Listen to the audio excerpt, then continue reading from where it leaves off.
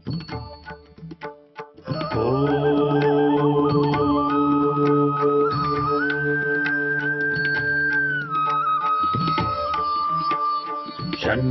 मित्रः शं वरुणः शन्नो भवत्वर्यमा शन्न इन्द्रो बृहस्पतिः शन्नो विष्णुरुक्रमः ॐ शान्ति शान्ति शान्तिः।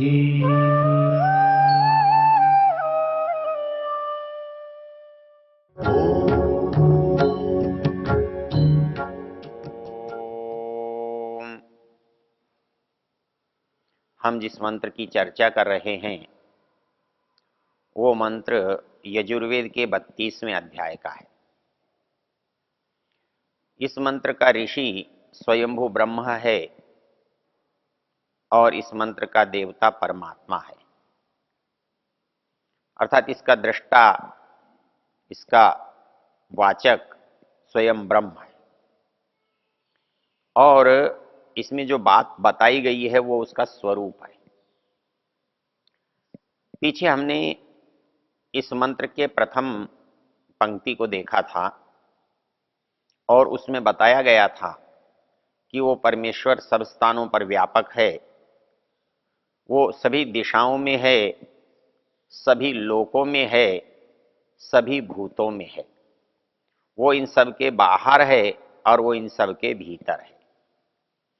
तो परित्य भूतानि परित्य लोकान परित्य सर्वा प्रदिशो दिशश्च, इसका जो तीसरा चरण है वो कहता है उपस्थाय प्रथमजामृतस्य, वो हमें कुछ उपस्थित कर रहा है। तो हमें कुछ उपस्थित कर रहा है तो दो चीजें होनी चाहिए।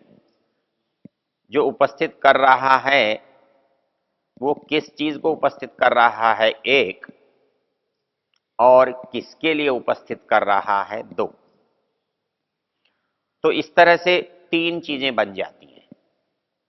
एक प्रस्तुत करने वाला है, एक जिसके लिए प्रस्तुत किया जा रहा है, और एक है जो चीज प्रस्तुत की जा रही है।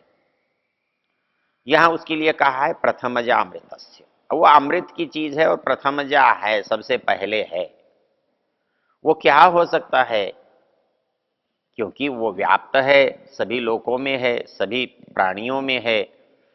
ऐसी क्या चीज है जो बहुत विशेष है, जो प्रस्तुत कर रहा है, उपस्थित कर रहा है, जिसको हम एक मंत्र में और तरह से भी देखते हैं। स्तुता मया वरदा वेद माता,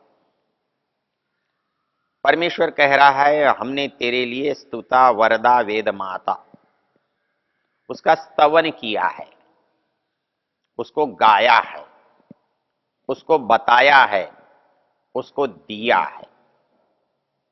एक विद्वान कहा करते थे इसका आसान अर्थ करना हो तो प्रस्तुता वया वेद माता ऐसा कर दीजिए, मैंने तुम्हारे लिए वेद रूप माता को प्रस्तुत कर दिया है।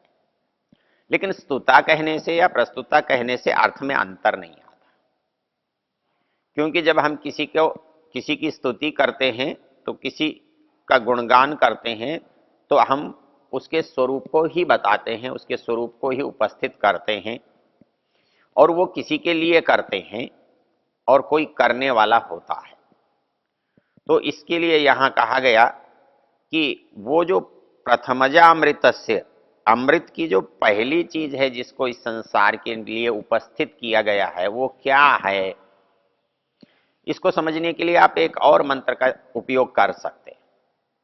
वेद मंत्रों का जो अर्थ का निर्णय करना होता है उसके लिए सबसे आसान तरीका होता है, यदि वही बात वेद में कहीं और आई है, वैसा ही शब्द, वैसा ही प्रयोग या वैसा ही प्रयोजन, तो आप इससे उसको पुष्ट कर सकते हैं, इसको स्पष्ट कर सकते हैं।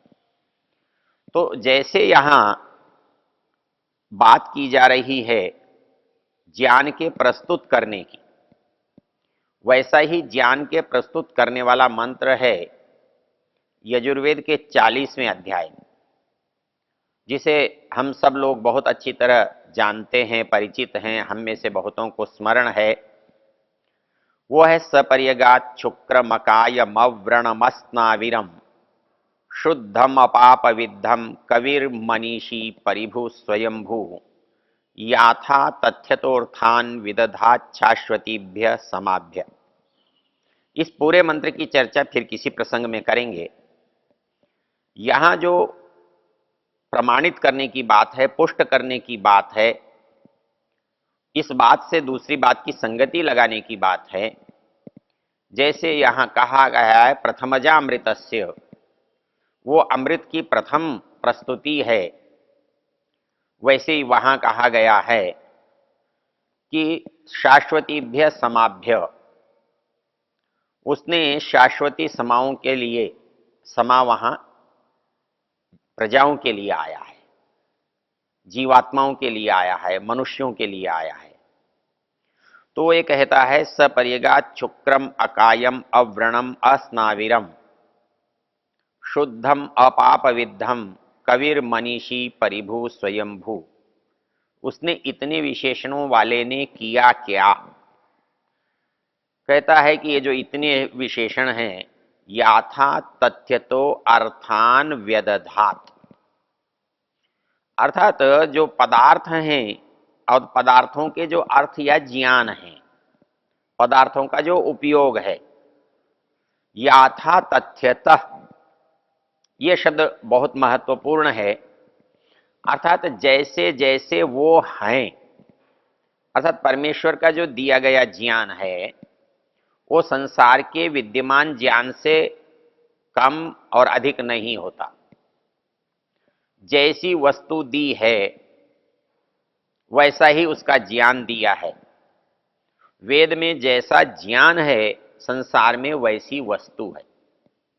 इसको हम पीछे मनु महाराज के संदर्भ में उपस्थित कर चुके हैं कि जब संसार में मनुष्य सर्वप्रथम अवतरित होता है इस धरा पर,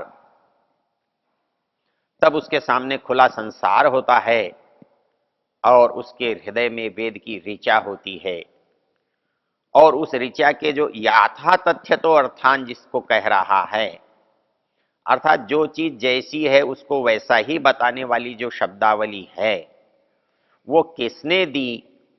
वही देगा जिसने उस वस्तु का निर्माण किया है। जिसने इस संसार को प्रस्तुत किया है वही उस वेद ज्ञान को भी प्रस्तुत करेगा, क्योंकि हर किसी निर्माण में उसका जो कौशल है, उसकी रचना की जो विशेषता है, वो ज्ञान है, ज्ञान के कारण से है। आप जब ये कहते हैं ये चीज बहुत अच्छी बनी है, तो इसका एक अभिप्राय होता है कि उस चीज में ज्ञान का भरपूर उपयोग किया गया है। तो जैसे संसार बहुत अच्छी रचना है, सर्वश्रेष्ठ रचना है, सर्वोत्तम रचना है, तो इस सर्वोत्तम रचना का अभिप्राय है कि रचनाकार के ज्ञान की इसमें भरपूर कमाई है, उपयोगिता है। उस परमेश्वर ने इस संसार को रचने में अपने समस्त ज्ञान का पूर्ण उपयोग किया है। इसके लिए मंत्र कहता है याथा तथ्य तो अर्थान व्यदधात। उसने सभी अर्थों को याथा तथ्यतः बता दिया है। पदों को, पदों के अर्थ, वस्तुओं को, दोनों को उसने समझा दिया है। किसके लिए समझाया? तो कहता है शाश्वतीभ्य समाभ्य। दो शब्द है, शाश्वतीभ्य ये भी बहुवचन है और समाभ्य ये भी बहुवचन है। अर्थात दोनों शब्द किसी एक ही बात के लिए हैं। एक विशेष्य है, एक विशेषण है। जैसा मैंने आपसे निवेदन किया कि समा का अर्थ प्रजाएं है, प्राणी है, जीवात्मा है। तो इन जीवात्माओं के लिए उसने इस संसार को प्रस्तुत किया और संसार के साथ उसके ज्ञान को प्रस्तुत किया। तो वो ज्ञान कैसा है? तो जो इस मनुष्य के लिए सदा काम में आने वाला है। लेकिन मनुष्य स्वयं कैसा है? ये सदा रहने वाला है। अर्थात कोई भी संसार होगा, कितनी भी बार सृष्टि बनेगी, हर समय यहां हर वस्तु उपलब्ध होगी, वो शाश्वत हैं। अर्थात जो प्राणी आज इस धरा पर हैं, तो जब जब संसार का निर्माण होगा, जब संसार की रचना होगी, तो हम देखेंगे कि वो प्राणी हैं। क्योंकि यदि मनुष्य होगा तो मनुष्य के साथ जो कुछ होता है वो सब भी उसमें होगा। जब मुख्य चीज होगी तो उसके साथ समस्त गौण वस्तुएं भी होंगी। तो इसलिए ये सोचना कि हम में से कुछ होंगे या कुछ नहीं होंगे, हम जैसे कुछ होंगे या नहीं होंगे, या मनुष्य होंगे या नहीं होंगे, तो संसार की कोई सार्थकता नहीं रहेगी, संसार का कोई प्रयोजन नहीं रहेगा। तो इसलिए जब हम संसार को देखते हैं तो कहीं जंगल पड़ा है, यदि कहीं स्थान भी खाली पड़ा है, यदि कहीं भवन भी बने हुए हैं, लेकिन वहां यदि कोई मनुष्य नहीं रहता तो उनकी कोई सार्थकता नहीं होती, उनका कोई होने का मतलब नहीं होता। इसलिए यदि मनुष्य के होने से ही संसार के होने का मतलब है, तो मनुष्य के होने से ही संसार के हर वस्तु के होने का अभिप्राय है, हर वस्तु की संभावना है। तो इसलिए यहां दोनों बातें कही हैं कि ये ज्ञान भी कैसा है, जिसको दिया जा रहा है उसके अनुकूल है, उसके हिसाब का है। उसका हिसाब का कैसा हिसाब का है? वो ये कहता है कि ये शाश्वतीभ्य समाभ्य है, अर्थात उसकी जो ये प्रजाएं हैं ये शाश्वती हैं, सदा रहने वाली हैं। शाश्वत का अर्थ होता है सदा, निरंतर, सदा रहने वाली हैं। तो ये ज्ञान यदि निरंतर रहने वाली वस्तु के लिए दिया जा रहा है, तो ज्ञान को भी कैसा होना चाहिए?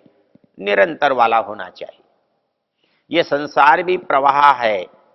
हमारे यहाँ जो सिद्धांत है, उस सिद्धांत में जो संसार हमको दिखाई दे रहा है और जो संसार हमको दिखाई नहीं दे रहा है, तो उसका विभाजन जिस समय हम करते हैं, उसको समझने के लिए जिस समय बांटते हैं, तब हम जो चीज कभी नहीं बदलती, जैसी की तैसी रहती है, उस वस्तु को हम स्वरूप से अनादि कहते हैं।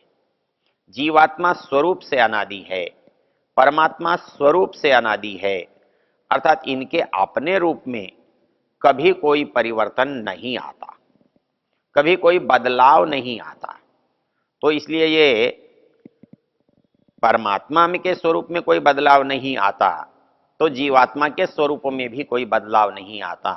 तो जीवात्मा उसकी प्रजा है, तो वो प्रजा के लिए दे रहा है। तो कैसी प्रजा के लिए दे रहा है? शाश्वतीभ्य प्रजाभ्य समाभ्य, अर्थात शाश्वत रहने वाली। इस समय आप एक प्रश्न कर सकते हैं कि वो मनुष्यों के लिए ही दे रहा है, तो मनुष्यों के लिए ही दे रहा है तो वो दूसरे प्राणियों के लिए नहीं दे रहा है।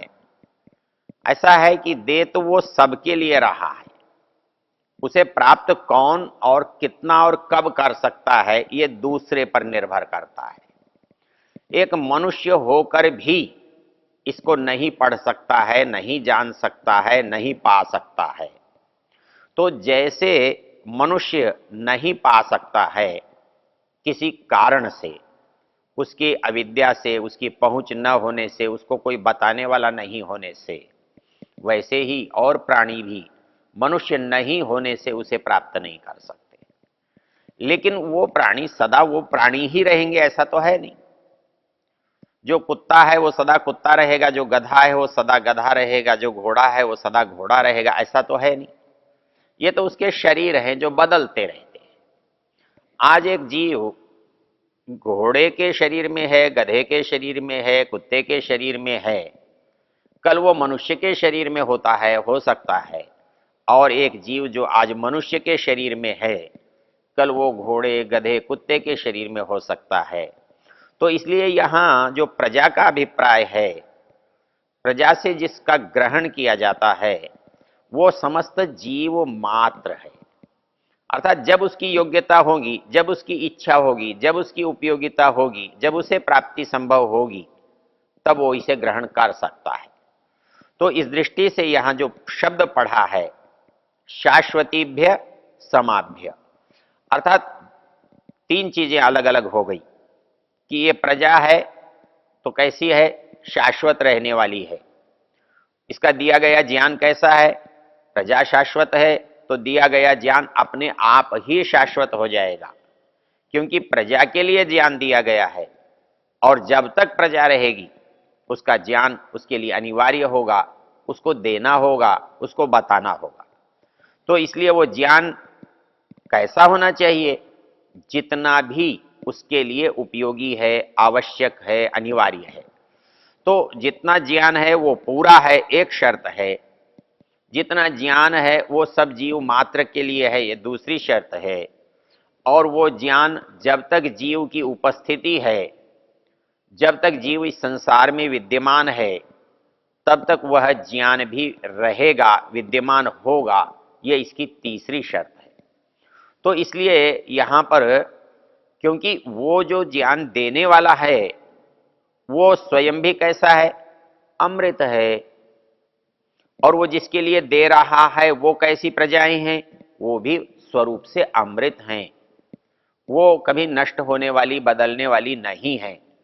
तो ऐसी स्थिति में उसका ज्ञान कैसा होगा, क्योंकि देने वाला भी शाश्वत स्वरूप वाला है, जिसके लिए दिया जा रहा है वो भी शाश्वत स्वरूप वाला है, तो इसलिए इसका जो ज्ञान है वो भी शाश्वत स्वरूप वाला ही होगा। इसके लिए हम संध्या में एक मंत्र पढ़ा करते हैं, ऋतंच सत्यंचाभिधात तपसोध्यजायत। इस मंत्र में हम एक शब्द पढ़ते हैं, यथा पूर्वम अकल्पयत, अर्थात वो परमेश्वर इस संसार को कैसा बनाता है, जैसा हर बार बनाता है। तो इसमें क्या कम नहीं बनाता या इसमें कुछ अधिक नहीं बनाता। कम और अधिक तब हो, बड़ा सापेक्ष शब्द है। जो कम है वही अधिक हो सकता है, जो अधिक से कुछ नीचे है वही कम हो सकता है। तो परमेश्वर का ज्ञान यदि घटे तो कम होगा, यदि जो है उससे अधिक हो तो बढ़ा हुआ होगा, तब अब वो आज वाला कम हो जाएगा।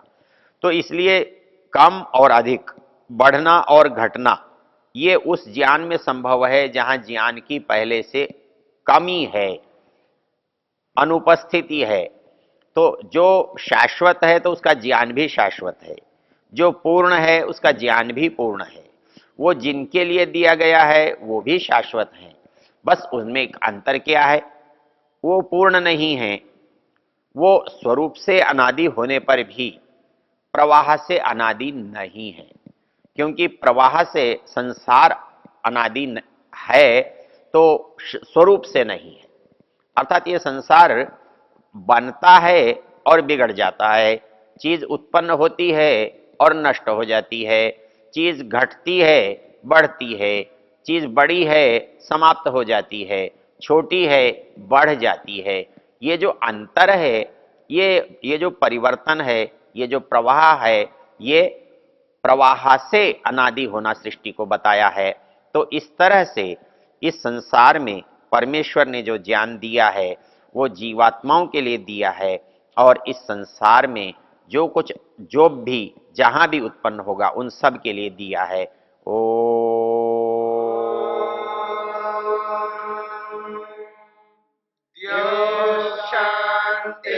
शांतिरंतरिक्षं शांति पृथिवी शांतिरापः शांतिरोषधयः शांतिः वनस्पतयः शांतिर्विश्वे देवाः शांतिर्ब्रह्म